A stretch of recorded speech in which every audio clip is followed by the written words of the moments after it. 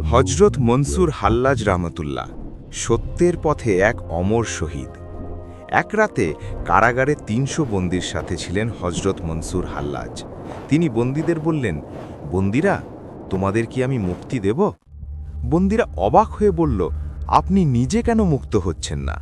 হাল্লাজ উত্তর দিলেন, আমি আল্লাহর গোলামি করছি, আমি সত্য উদ্ধারের প্রহরী, চাইলে ইশারায় তোমাদের সব বাঁধন খুলে দিতে পারি।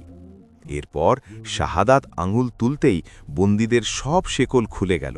বন্দীরা বলল, হুজুর, গেট তো তালাবদ্ধ, আমরা বাইরে যাব কিভাবে? হাল্লাজ আঙুল তুলতেই দেওয়াল ফেটে গেল আর বন্দীরা বের হয়ে গেল। তারা বলল, আপনি কি আমাদের সাথে যাবেন না? হাল্লাজ বললেন, না, আমি আল্লাহর রহস্যে আবদ্ধ। পরদিন সকালে কারারক্ষীরা জিজ্ঞেস করল, বন্দীরা কোথায়? হাল্লাজ উত্তর দিলেন, আমি তাদের মুক্ত করে দিয়েছি। তখন তারা বলল, তুমি কেন পালালে না? হাল্লাজ শান্ত কণ্ঠে বললেন, খোদা আমাকে তিরস্কার করবেন তাই যাইনি। এই সংবাদ খলিফার কানে পৌঁছালে তিনি কঠিন শাস্তির হুকুম দিলেন। হাল্লাজকে ৩০০ বেত্রাঘাত করা হলো। প্রতিটি আঘাতে তার হৃদয় থেকে প্রতিধ্বনি হচ্ছিল, বাবা মনসুর, ভয় পেও না। এরপর তাকে মৃত্যুদণ্ডের জন্য নিয়ে যাওয়া হলো। ১৩টি ভারী শিকল বহন করে গর্বিত ভঙ্গিতে তিনি বাব আল তাক নামক ফাঁসির মঞ্চে উঠলেন। তাকে উপহাস করে জিজ্ঞেস করা হলো, মনসুর, কেমন লাগছে?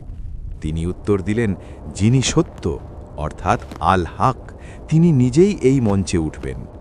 প্রশ্ন করা হলো, সুফিবাদ কি? হাল্লাজ বললেন, যা তোমরা সামান্য দেখছ, আর বৃহৎ অংশ হলো যেটা পর্যন্ত তোমরা পৌঁছাতে পারবে না।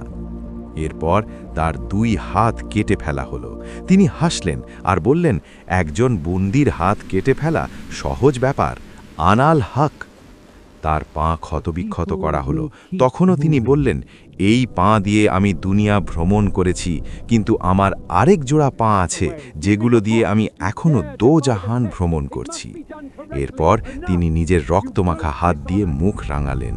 কেউ জিজ্ঞেস করল, এটা কেন করলে? তিনি বললেন, জানো তোমরা না ভাবো, ভয় পেয়ে আমার মুখ ফ্যাকাশে হয়ে গেছে।